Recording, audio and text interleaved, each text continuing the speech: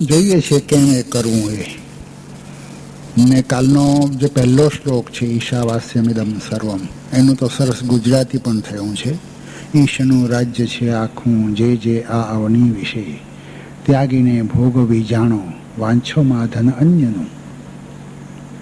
પણ થોડુંક સંસ્કૃત રહેતોય સારું એમાંય ક્યારેક થાય છે, એટલે જોઈએ છીએ. પણ તમે તમારી ભૂલો સુધારવાનો પ્રયત્ન કરો. અને સંસ્કૃત ભાષા બહુ સમૃદ્ધ ભાષા છે, અત્યંત સઘન ભાષા છે. જે ગુજરાતીમાં અડધા વાક્યમાં કહેવાતું હોય સંસ્કૃતમાં એક શબ્દમાં કહેવાઈ જાય. પણ ઉચ્ચારોની બાબતમાં અટપટી ભાષા છે, એટલે આપણે એને એ રીતે શીખવાનો પ્રયત્ન કરવો જોઈએ, વધારે કાળજી રાખવી જોઈએ. તો આપણું ઉચ્ચાર શાસ્ત્ર ગુજરાતીનું પણ જરાક વધુ સુધરશે. એટલે એની પર ધ્યાન આપો એટલી વિનંતી છે. હવે પહેલાં આપણે જે ભોજન મંત્ર આપણો રાખ્યો છે એનો અર્થ હું તમારી પાસે મૂકું. ઓમ સહનાવતુ સહનૌ ભુનક્તુ સહવીર્યમ કરવાવહૈ તેજસ્વિનાવતીતમસ્તુ મા વિદ્વિષાવહૈ. ઓમ શાંતિ શાંતિ શાંતિ. આ કઠોપનિષદનો શ્લોક છે અને એનો પહેલો શાંતિ મંત્ર છે. કોઈ પણ ઉપનિષદમાં એક શાંતિ મંત્ર હોય, પછી ઉપનિષદના મૂળ શ્લોકોની શરૂઆત થાય અને શાંતિ મંત્ર પાછો છેલ્લે પણ આવે. એટલે કઠ ઉપનિષદનો આ શાંતિ મંત્ર છે એ પહેલાંય આવે છે ને એ ઉપનિષદ 33 શ્લોકનું છે. મેં કાલે કહ્યું એમ 33 શ્લોક પછી પાછો આ શ્લોક આવે છે. તો શું કહે છે આ શ્લોક? આપણે એને ભોજન સાથે જોડ્યો છે, પણ હકીકતમાં એ ભોજન સાથે જોડાયેલો નથી. એ વિદ્યાની ઉપાસના શરૂ થાય છે એ પહેલાં એ બોલાય છે. કારણ કે ઉપનિષદ એટલે ઋષિમુનિઓ પોતાના વિદ્યાર્થીઓને, પોતાના શિષ્યોને, છાત્રોને ઉપનિષદ ભણાવતા. અને ભણાવતી વખતે પહેલાં શું બોલવું? તો આ એટલે ઓમ એ ઈશ્વરનું રૂપ છે. ગીતામાં એને કહ્યું છે કે હું શબ્દમાં ઓમ છું. તો એને સ્મરીને હે પરમાત્મા સહનાવતુ એટલે સાથે, સહના એટલે સાથે, અવતુ એટલે રક્ષણ કર. હવે આ ઋષિ અથવા ગુરુ બોલાવે છે, શિષ્યો બોલે છે, સાંભળે છે, સમજે છે. એટલે શું એમાં કહેવાનું છે કે હે પરમાત્મા, તું અમને, આ બધા શિષ્યોને અને સાથે મને પણ, ગુરુ શિષ્યને અને શિષ્યોને બધાને, એ બધાનું સાથે રક્ષણ કર, એક સાથે રક્ષણ કર. ઓમ સહનાવતુ સહનૌ ભુનક્તુ. અમને સૌને સાથે પોષણ આપ, અમને સૌને સાથે તૃપ્ત કર. સહવીર્યમ કરવાવહૈ. અમે સાથે પરાક્રમો કરીએ, સાથે વિકાસ કરીએ, સાથે આગળ વધીએ. તેજસ્વિનાવતીતમસ્તુ. તેજસ્વી, તેજસ્વીના, અધિત અસ્તુ, અધિતમ અસ્તુ એટલે કે તેજસ્વી થાય. અધિત એટલે બુદ્ધિ. અમારી બુદ્ધિ તેજસ્વી થાવ. અસ્તુ એટલે થાવ. મા વિદ્વિષાવહૈ. અમે પરસ્પર દ્વેષ ન કરીએ, ઈર્ષા ન કરીએ, એકબીજાને પછાડવાનો પ્રયત્ન ન કરીએ. આ આપણે જેને ભોજન મંત્ર બનાવ્યો છે તે કઠોપનિષદનો ના શ્લોકનો અર્થ છે. ટૂંકમાં એમ કહેવા માંગે છે ગુરુ શિષ્ય સૌ કે હે પરમાત્મા, તું અમને અમારું સાથે રક્ષણ કર, અમને સાથે પોષણ આપ, અમારો વિકાસ સાથે હો, અમારી બુદ્ધિનો સરખો વિકાસ થાય, સાથે વિકાસ થાય ને તેજસ્વી થાય અમારી બુદ્ધિ, અને અમે અંદરો અંદર ઝઘડો ન કરીએ, દ્વેષ ન કરીએ, ખેંચતાણ ન કરીએ. ઓમ શાંતિ શાંતિ શાંતિ. અમે શાંતિ ઈચ્છીએ છીએ હે પરમાત્મા. આમ આ શ્લોક કહે છે. એનો સાર શું છે? એનો સાર એ છે કે સંસારનું રહસ્ય સાથે સાથે રહેવામાં છે, આગળ પાછળ થવામાં નથી. કોઈને પાછળ રાખી દઈને આગળ નીકળવામાં નથી. આ સંસ્થાનું રહસ્ય છે. જેમ સંસારનું એક રહસ્ય એ છે કે મધ્યમ માર્ગ હંમેશા અપનાવો. કોઈ છેડાનો માર્ગ ન લ્યો, કોઈ આત્યંતિક માર્ગ ન લ્યો. એટલે બુદ્ધે કહ્યું કે સમ્યક દ્રષ્ટિ. તમારી દ્રષ્ટિ પણ સમ્યક એટલે કે મધ્યમ હોય છે, માપસરની. કબીરે કીધું, અતિકા ભલા ન બોલના, અતિકી ભલી ન ચૂપ, અતિકા ભલા ન બરસના, અતિકી ભલી ન ધૂપ. બહુ બોલવું સારું નહીં, સાવ મૌન રહેવું પણ ઠીક નહીં. ખૂબ વરસાદ પણ ન ચાલે, એકલો તડકોય ન ચાલે. બધે મધ્યમ માર્ગ છે. કુદરતમાં, આપણા જીવનમાં, આપણા અભિગમમાં, આપણા વિચારમાં, આપણા વ્યવહારમાં. તો એમ એક ઈ રહસ્ય છે જેમ જીવનનું, તેમ આ એક રહસ્ય છે જીવનનું, માનવ જીવનનું, કે બધા સાથે હો. એકલા કશું શક્ય નથી અને કોઈને પાછળ રાખી દેવાય નહીં. આજે તો આપણું પર્યાવરણ અને દરેક જીવ માટેની અનુકંપા એ ક્યાં સુધી પહોંચ્યા છે? તમે વૃક્ષોને પણ મહત્વ આપો. તમે કોઈ જીવને કારણ વગર હેરાન ન કરો. હિંસા તો રહેવા જ દો. આ બધું આજે તો ઘણા કહે છે, અને એમાં એક કુદરતની સમતુલા છે. તો આ ઉપનિષદનો શ્લોક આપણને એ કહે છે કે બધાને સાથે રાખો, કોઈને પાછળ ન પડવા દો, કોઈને પાછળ પાડી દો. આજે સવારે લોકસેવાના સંમેલનમાં હું સ્પર્ધા વિશે વાત કરતો હતો. આપણે સ્પર્ધા શા માટે નથી રાખતા? તો એનો પણ સારા જ છે કે સ્પર્ધા એકબીજાને આગળ પાછળ રાખી દેવાની પ્રવૃત્તિ છે, અને એટલે એ જીવનમાં આવકાર્ય નથી. અને જે વસ્તુ જીવનમાં આવકાર્ય ન હોય એ શિક્ષણમાં ક્યાંથી હોય? કારણ કે આપણે તો જીવનનું શિક્ષણ આપવાનું છે. એટલે એકબીજાનો હાથ પકડીને, એકબીજાને સાથે લઈને આપણે જીવવાનું છે, ચાલવાનું છે. એ વસ્તુ આપણને અહીંયા આ મંત્ર કહે છે કે અમારો વિકાસ તું સાથે કર, અમારું રક્ષણ તું સાથે કર. હે ભગવાન, આ શિષ્યોનું થવું હોય થાય, પણ મને તારી પાસે લઈ લે, એમ નથી. ગુરુ એમ નથી કહેતો. અને હું આ જ્યારે કહું છું સ્પર્ધાની સાથ, ત્યારે અમે કહેનારા પણ અમારી એ વસ્તુ અમારા જીવનમાં હોવી જોઈએ. તો અમે કહીએ અને તો એની અસર પડે. પણ એટલા એક જીવનનું રહસ્ય છે કે અમારું રક્ષણ સાથે કર, અમને બધું સાથે આપ, અને અમે દ્વેષ ન કરીએ એવા અમારા ઉપર આશીર્વાદ વરસાવ. આપણે આ ભોજન સાથે જોડ્યો છે.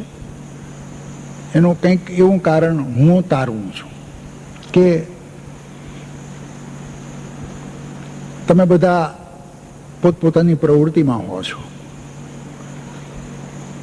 છાત્રાલય જીવનમાં, પણ ભેગા ક્યારે થાવ છો? હાજરીમાં, ભોજનમાં.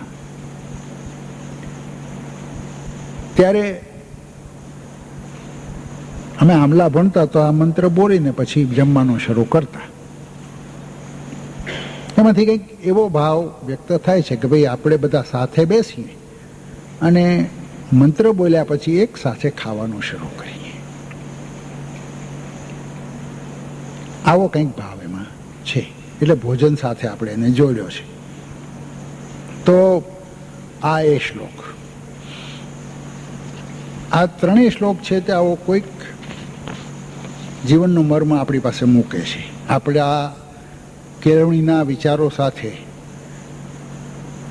સુસંગત અથવા તો એને માર્ગદર્શક એવો કોઈક વિચાર આપણી પાસે મૂકે છે. બીજો શ્લોક છે અહીંયા જેનો અડધો ભાગ છે તે એ શ્લોક પણ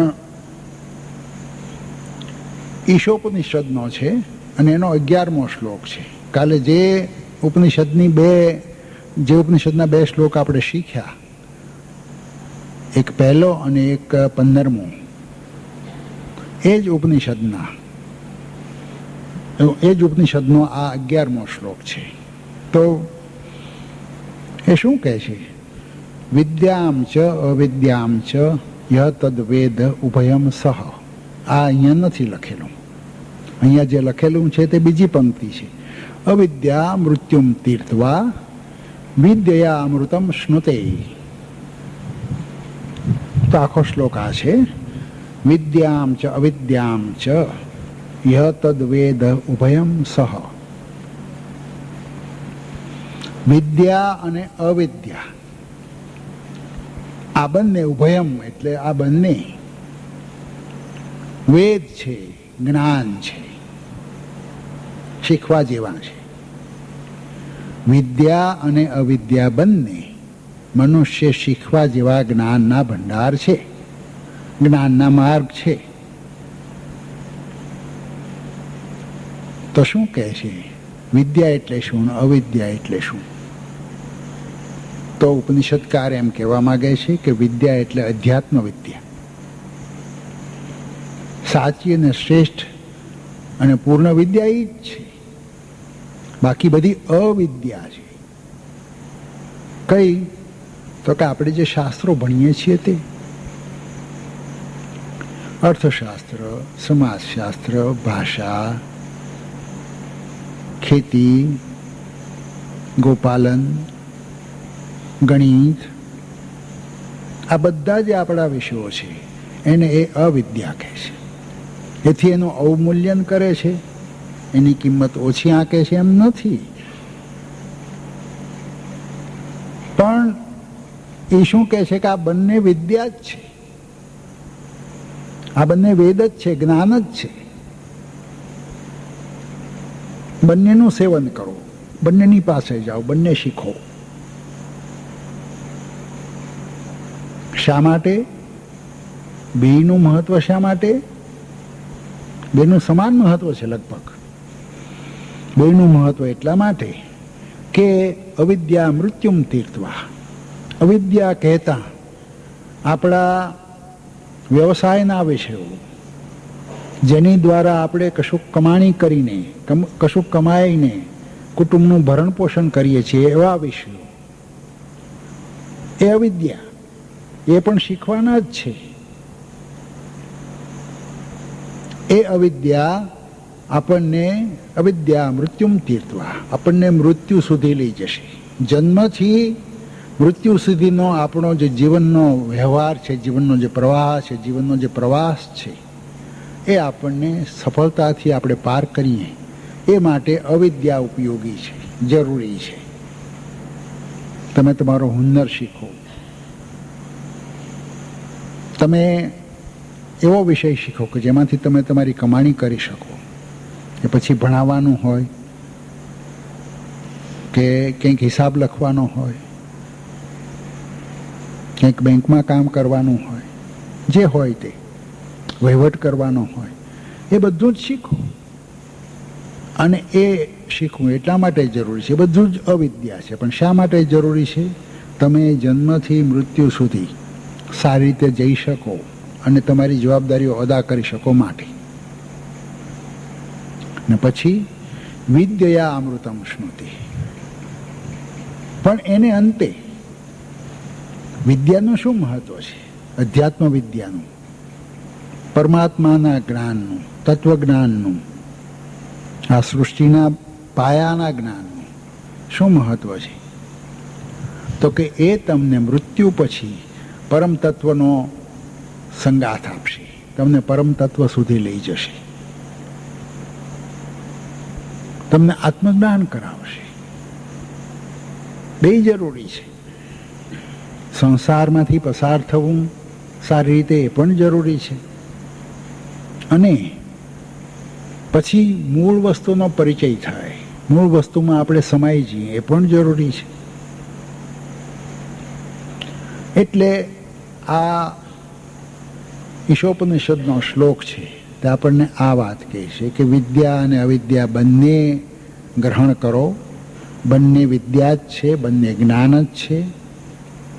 અવિદ્યા તમને મૃત્યુ સુધીનો તમારો પ્રવાસ સારી રીતે પસાર કરી શકો એમ શીખવાડશે, એવી મદદ કરશે. અને વિદ્યા છે તે તમને પરમ જ્ઞાન આપશે. બે વસ્તુ જરૂરી છે. આનો સાર શું છે? આનો સાર એ છે કે આપણે પણ એમ માનીએ છીએ કે સંસાર પણ મહત્વનો છે અને તત્વજ્ઞાન પણ મહત્વનું છે.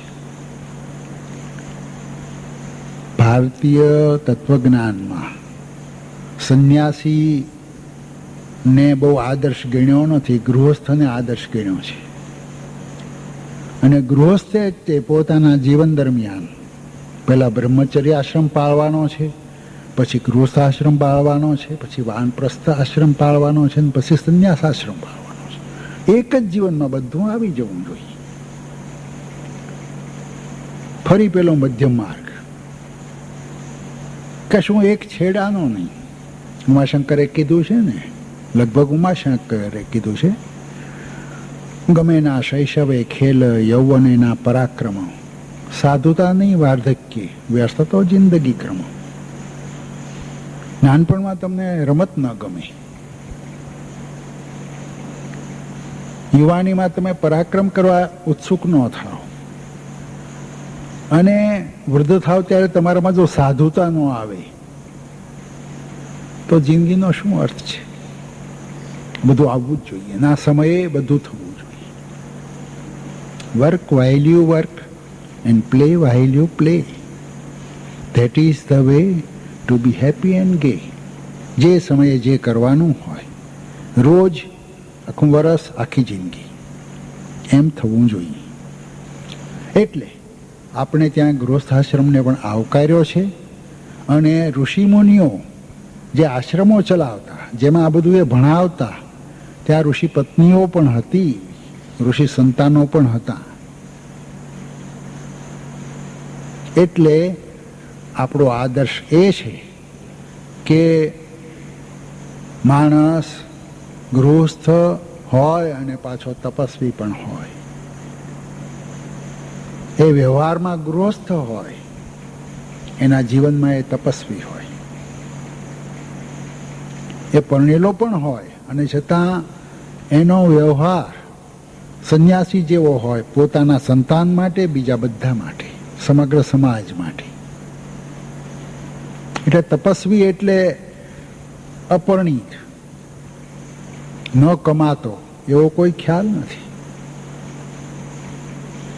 વ્યાધ નામનો એક બહુ ભક્ત થઈ ગયો મોટો, જેની વિશે તો સરસ કૌશિકાખ્યાનમાં ઉલ્લેખ છે. તો એ શું કરતો હતો? એ તો એને વારસાગત મળેલું કામ માંસ વેચવાનું કરતો હતો.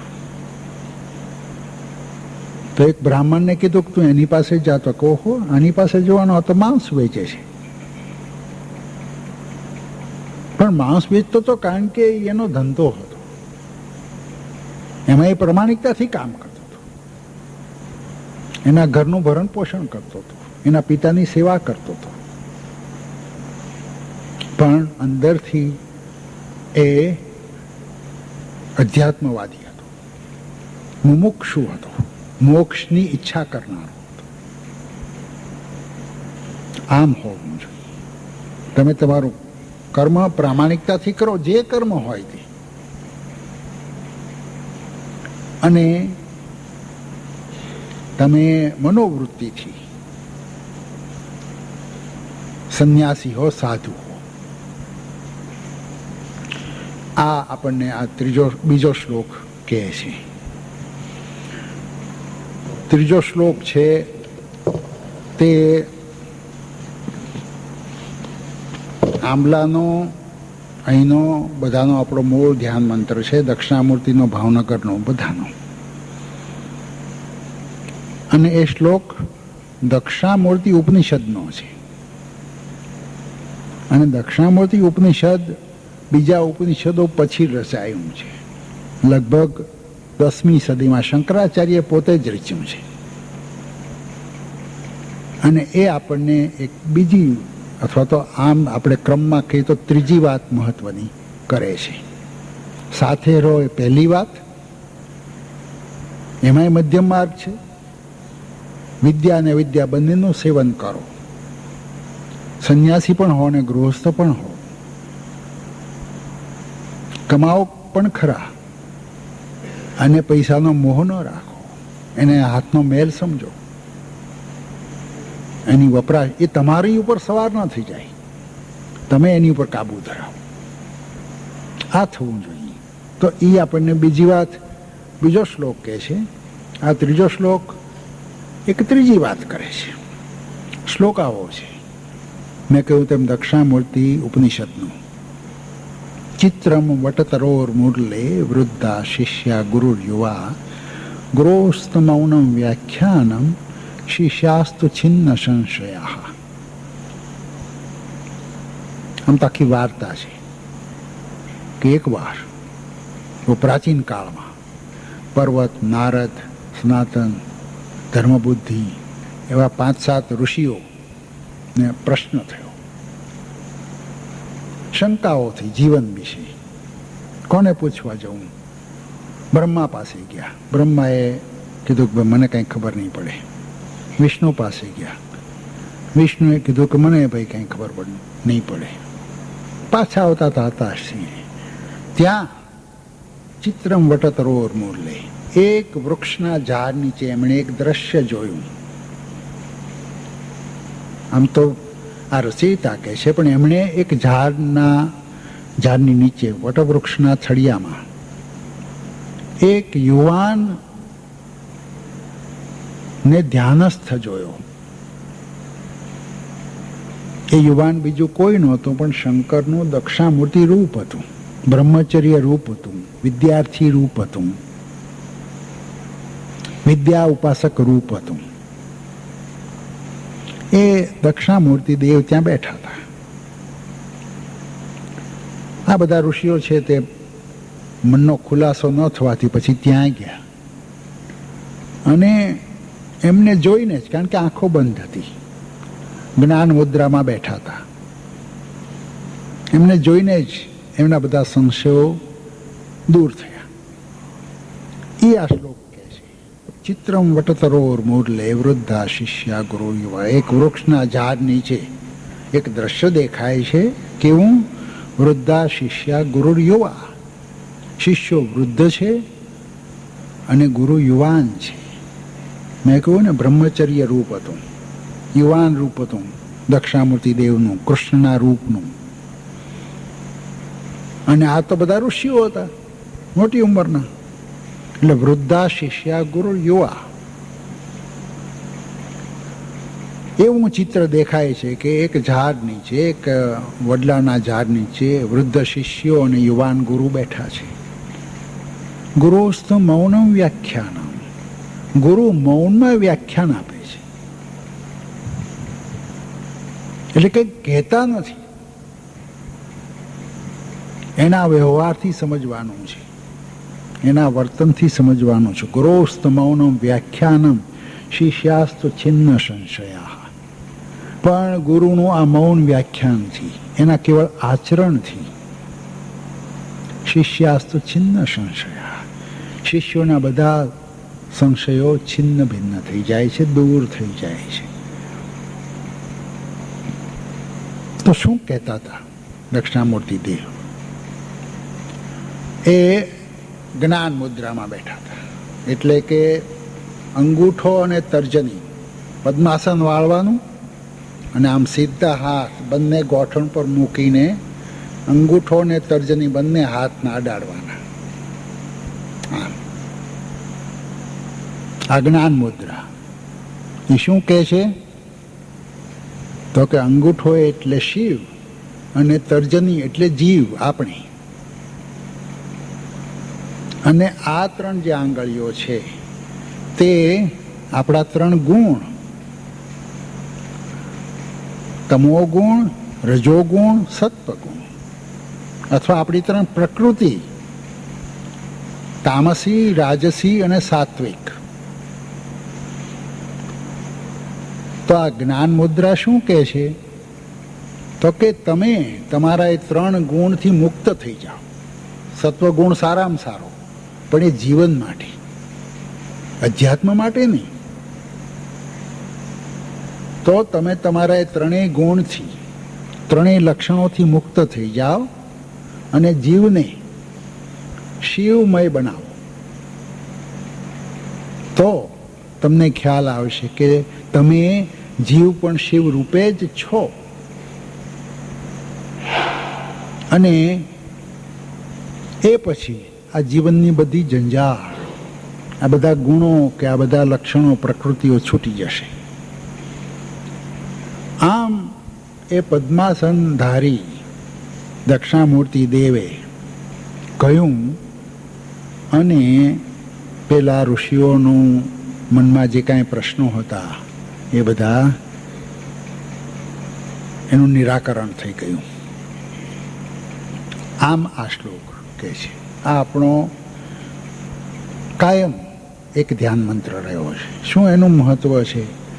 એનું મહત્વ એ છે કે કોઈ પણ કેળવણી આચરણથી થાય છે, કહેવાથી નહીં, શિખામણ દેવાથી નહીં, વાતો કરવાથી નહીં, આચરણથી થાય છે.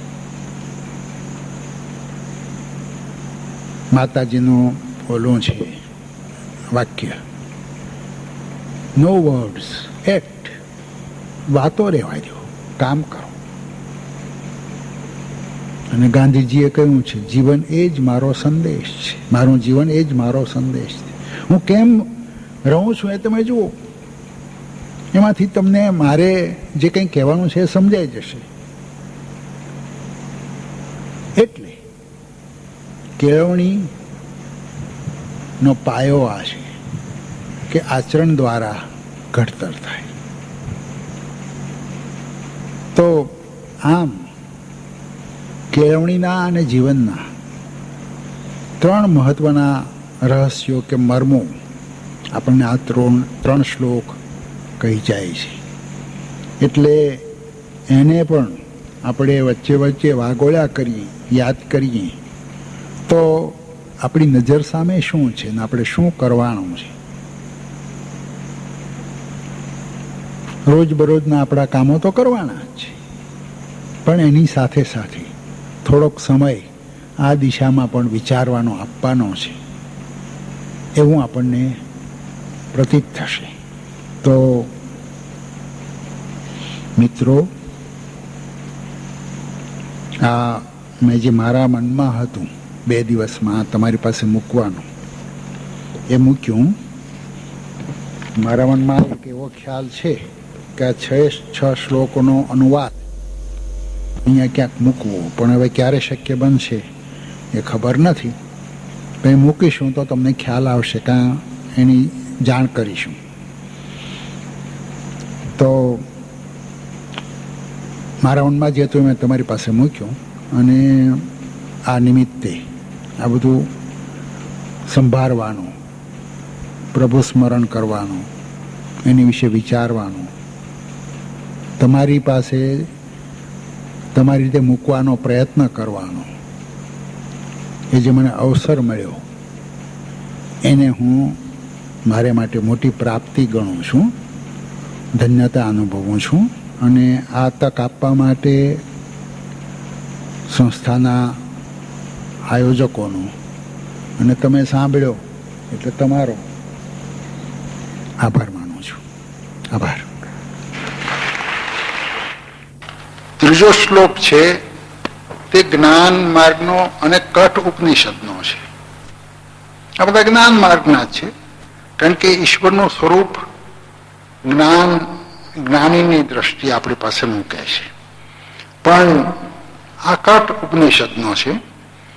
તો એ છે અગ્નિ યથેકો ભુવનમ પ્રવિષ્ટો રૂપમ રૂપમ પ્રતિરૂપો બભૂવ એકસ્તથા સર્વભૂતાંતરાત્મા રૂપમ રૂપમ પ્રતિરૂપો બહિશ્ચ. શું કહે છે? ઈશ્વરનું રૂપ સમજાવે છે. ઉપનિષદકાર ઈશ્વરનું રૂપ સમજાવે છે. આમ તો આપણે ત્યાં કહેવાય છે કે નેતિ નેતિ, ભાઈ કંઈ કહી શકાય એમ નથી, કશી ખબર પડતી નથી, એની વિશે કશું વર્ણન થઈ શકે એમ નથી. પણ તોય તે પ્રતીકોથી આપણે જેને જોઈ શકીએ છીએ એવા તત્વોથી ઈશ્વરનું સ્વરૂપ સમજાવવાનો પ્રયત્ન છે. અગ્નિ યથેકો ભુવનમ પ્રવિષ્ટો. અગ્નિ જેવી રીતે ભુવન એટલે કે આ સૃષ્ટિ ઉપર છે, કેવી રીતે છે? રૂપમ રૂપમ પ્રતિરૂપો બભૂવ. અગ્નિ કેવી રીતે છે? જેવી વસ્તુ એવો અગ્નિનો આકાર. તમે દીપ પ્રગટાવો તો દીપ રૂપે, તમે બલ્બ પ્રગટાવો, સ્વિચ ઓન કરો તો એ રૂપે, તમે મશાલ સળગાવો તો મશાલ રૂપે, તમે હોળી પ્રગટાવો તો હોળી રૂપે, રસોડામાં અંગારા રૂપે, ક્યાંક લાકડા રૂપે અગ્નિ હોય છે. અગ્નિ જે વસ્તુમાં વ્યક્ત થતો હોય, જે વસ્તુ દ્વારા વ્યક્ત થતો હોય એ રૂપે હોય છે. એને પોતાનું કોઈ રૂપ નથી, પોતાનો કોઈ આકાર નથી. દરેક વસ્તુમાં એ દરેક વસ્તુ રૂપે હોય છે.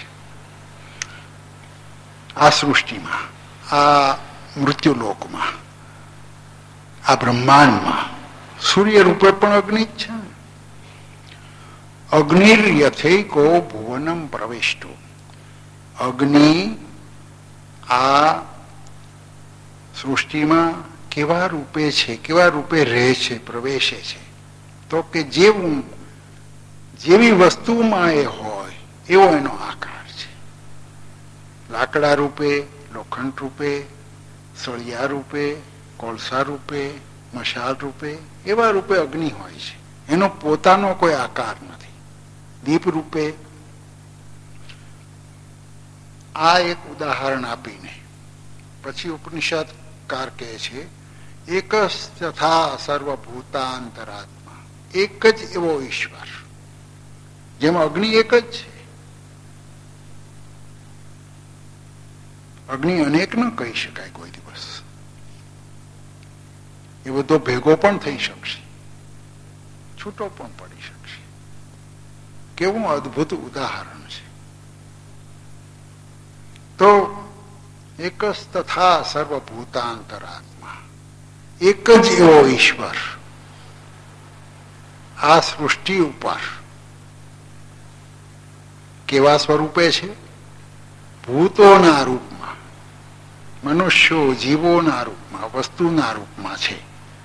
રૂપમ રૂપમ પ્રતિરૂપો બહિશ્ચ. દરેક રૂપે મારામાં મારા જેવો, તમારામાં તમારા જેવો, પ્રાણીમાં પ્રાણી જેવો, પક્ષીમાં પક્ષી જેવો, બાળકમાં બાળક જેવો, વૃદ્ધમાં વૃદ્ધ જેવો, આમ વૃક્ષમાં વૃક્ષ જેવો, દરેક રૂપે હોય છે ઈશ્વર. એનું રૂપ કયું? તો કે જે રૂપ જેમાં એ છે એવું એનું રૂપ. એક જ તથા, પણ એક જ ઈશ્વર આ બધા રૂપે છે. તેમાં અગ્નિ એક છે અને જુદો પણ છે, એમ ઈશ્વર એક છે અને દરેકમાં પણ છે. એક જ તથા સર્વભૂતાંતરાત્મા રૂપમ રૂપમ પ્રતિરૂપો બહિશ્ચ, દરેક રૂપની સાથે અને પાછો તેની બહાર પણ. એટલે મારામાં છે ને મારી આસપાસ પણ છે, આપણા સૌમાં છે ને આપણી આસપાસ પણ છે. એટલે ઈશ્વરનું રૂપ સમજવા માટેનો જે અથાગ પ્રયત્ન ઋષિ મુનિઓએ કર્યો, એમાંથી પછી એમને લાગ્યું કે આપણે કંઈક એનું રૂપ સમજવું હોય તો આમ કહી શકીએ. અને એટલે એમણે આ શ્લોક દ્વારા ઈશ્વર કેવા રૂપે છે એની વાત કરી છે. એટલે એનું રૂપ પકડવું શક્ય નથી. એ સર્વવ્યાપી છે, સર્વ વસ્તુમાં છે, એ વસ્તુના રૂપમાં એ છે અને એની બહાર પણ એ છે. તો આ જે 3 શ્લોકો ઉપનિષદમાંથી આપણે લીધા છે એ સંસ્કૃત શ્લોકોનો આ પ્રમાણે અર્થ થાય છે. હવે વચ્ચે જે કેટલાક પદ્યો છે એ બધા સહેલા છે, તમે વાંચજો, એનો અર્થ સમજવાનો પ્રયત્ન કરજો, કોઈકને પૂછજો, ન સમજાય તો. હવે હું છેલ્લી 2 પંક્તિ છે જે ટાગોરના કાવ્યમાંથી, નિવેદન નામના કાવ્યમાંથી લેવામાં આવી છે, એ પંક્તિઓ અહીંયા છે, એનો હું અર્થ તમને સમજાવું છું. કુલ 18 પંક્તિનું એ કાવ્ય છે. એમાંથી પહેલી 4 અને છેલ્લી 2 છોડીને 13 થી 16 એટલી પંક્તિઓ આ આપણે આપણી પ્રાર્થનામાં લીધી છે. ટાગોર પણ આ યુગના આપણા તો શ્રેષ્ઠ કવિ, કદાચ છેલ્લા 1000 વર્ષમાં એમની જેવા કવિ કોઈ નહીં થયા હોય ભારતમાં. પણ કવિ એટલે દ્રષ્ટા, કવિ એટલે ઋષિ, જે પરમ તત્વના રૂપને પામવાનો પ્રયત્ન કરે છે ને આપણા કરતા સૌ વધારે સારી રીતે પામી શકે છે, એવા એટલે કવિ. તો એ ટાગોર શું કહે છે? આ છે છેલ્લી યાચના આપ પાસે, મારી છેલ્લી યાચના છે, છેલ્લી માગણી છે. કદાચ પહેલી કોઈ દિવસ કરી જ નથી, છેલ્લી માગણી છે, એકમાત્ર માગણી હશે. આ છે છેલ્લી યાચના આપ પાસે, તમારી પાસે. આપ, મેં કહ્યું ને કે તું પણ કહેવાય ને આપ પણ કહેવાય. શું શું ન કહેવાય ભગવાનને?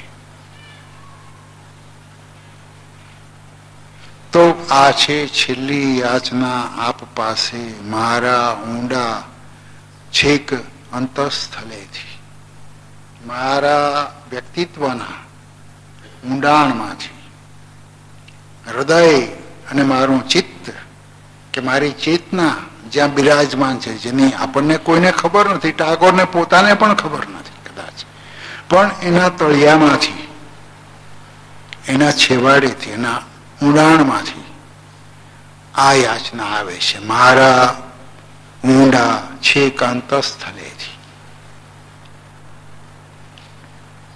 આ છેલ્લી સર્વશ્રેષ્ઠ અને ન દાબી શકાય એવી માગણી છે.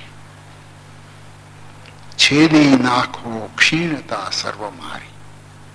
શું માગણી છે? છેદી નાખો ક્ષીણતા સર્વ મારી. મારી મર્યાદાઓ, મારી નબળાઈઓ એ બધીને છેદી નાખો, કાપી નાખો, ઉડાવી દો, ખતમ કરી નાખો. પૂરા જોરે ખડક ઝીંકી પ્રભુજી. જેટલી તાકાતથી એની ઉપર પ્રહાર કરવો પડે એટલી તાકાતથી પ્રહાર કરીને એક જ ઝાટકે મારી બધી મર્યાદાઓને કાઢી નાખો. એમ નથી કહેતા કે મારી બધી મુશ્કેલીઓને દૂર કરો, મારી મર્યાદાઓને દૂર કરો. શા માટે આમ કહે છે એ પણ પછીની પંક્તિમાં સમજવા જેવું છે. કારણ કે આપણે ઈશ્વરનો એવો ટેકો નથી જોઈતો કે આપણે કાલાવાલા કરીએ ને આપણે એની વગર, એટલે કે એવા ટેકા વગર ચાલે નહીં. અમને તો એવા બનાવ કે તારું જે કંઈ કામ હોય અમે વિના વિઘ્ને કર્યા જ કરીએ. એવી તું અમને શક્તિ આપ. પૂરા જોરે ખડગજી કી પ્રભુજી. શું? અને પછી કંગાલોને જ્ઞાનહીણા કરુણા. એક આ કર કે મારી બધી મર્યાદાઓને હટાવી દે, એનો સર્વનાશ કરી નાખ, એક જ ઝાટકે. અને બીજું શું કર? કંગાલોને જ્ઞાનહીણા કરુણા. હું જે લોકો જ્ઞાનથી ગરીબ છે એને જ્ઞાનથી વધુ વંચિત ન કરું, હું એને જ્ઞાન આપું બને તો. જાલિમોને પાયે ઝૂકી પડવું ના. કોઈને કશાથી વંચિત ન રાખું, કોઈનો કોઈ દિવસ ગુલામ ન બનું, કોઈની હકુમત કોઈ દિવસ ના સ્વીકારું. જાલિમોને પાયે ઝૂકી પડવું ના. જે કશુંક તમારી ઉપર જમાવવા માંગે છે બધા જાલિમ છે, એમ ટાગોરને કહેવાનું છે. તો એમ કોઈને હું પગે ન પડું, કોઈને હું શરણે ન જાઉં. મારે કોઈ પ્રકારની ગુલામી જોઈતી નથી અને હું કોઈને કશાથી વંચિત પણ ન રાખું. બધાને બધું આપું અને હું સ્વતંત્ર હું. બધા સ્વતંત્ર હોય, હું સ્વતંત્ર હું. અબ્રાહમ લિંકને કહ્યું છે, જેમ હું કોઈનો ગુલામ બનવા ઈચ્છતો નથી એમ હું કોઈને ગુલામ બનાવવા પણ ઈચ્છતો નથી. આ જ સાચી અનુભૂતિ છે. કંગાલોને જ્ઞાનહીણા કરુણા, જાલિમોને પાય ઝૂકી પડુના, ઊંચે માથે ક્ષુદ્રતાની વચાળી. જે કંઈ આ જગતમાં મર્યાદાઓ છે, ક્ષુદ્રતાઓ છે, હીનતાઓ છે, સમસ્યાઓ છે, માણસ ભૌતિક રીતે વિકસતો જાય છે અને ભાવનાથી, મનથી પશુ બનતો જાય છે. એની વચ્ચે પણ ઊંચે માથે હું ચાલું, ઊંચે માથે આવી ક્ષુદ્રતાઓની વચાળે ચાલું એવી શક્તિ આપો પ્રભુજી. નમો નહીં, ટટાર ઊંચું ડોક કરીને ઊંચું માથું રાખીને આ બધી મર્યાદાઓની વચ્ચે હું ચાલું, ન કોઈનો કશાકથી વંચિત રાખું, ન કોઈને શરણે જાઉં અને સતત આખા જગતને ઊંચું લેવાનો પ્રયત્ન કરું. એવી શક્તિ મને પ્રભુ તું આપ. મારી અશક્તિઓ દૂર કર અને આવી રીતે તારું કામ કરવાની શક્તિ મને આપ. આમ ટાગોર કહે છે. એમનું જ એક કાવ્ય છે ને, દુબળા બાપડા જ્યાં બિરાજે ચરણ આપના. તું ક્યાં છો? ત્યાં છો તો મને પણ હું ત્યાં જઈને બેસું એવી શક્તિ આપ. તો મિત્રો, આ મેં જે 5 પદ્યો સમજાવવાનું વિચાર્યું હતું એ તમારી પાસે મૂક્યા. પ્રાર્થના વિશે મેં જે કંઈ કહેવા જેવું લાગ્યું મને એ તમારી પાસે મૂક્યું. અને આ રીતે પ્રાર્થના વિશે કે ભગવાન વિશે વિચારવાનું, બોલવાનું મળે છે ત્યારે ગમે છે. એક રીતે કહું તો રોજબરોજના જીવનમાં એ વસ્તુ નથી, એટલે આવો ક્યારેક અવસર આવે છે ત્યારે એમ થાય કે ના ચાલો ને આ નિમિત્તે પણ આપણે દિશામાં થોડાક તો જશું, થોડીક તો વિદ્યા આપણે મેળવીએ, થોડુંક તો ચિંતન કરીએ. એટલે એ રીતે હું આ અવસરને જોઉં છું અને એવો અવસર મને આપ્યો સંસ્થાએ, એટલે હું સંસ્થાનો આભાર માનું છું અને તમે બધા મને સાંભળ્યા માટે તમારો સૌનો આભાર.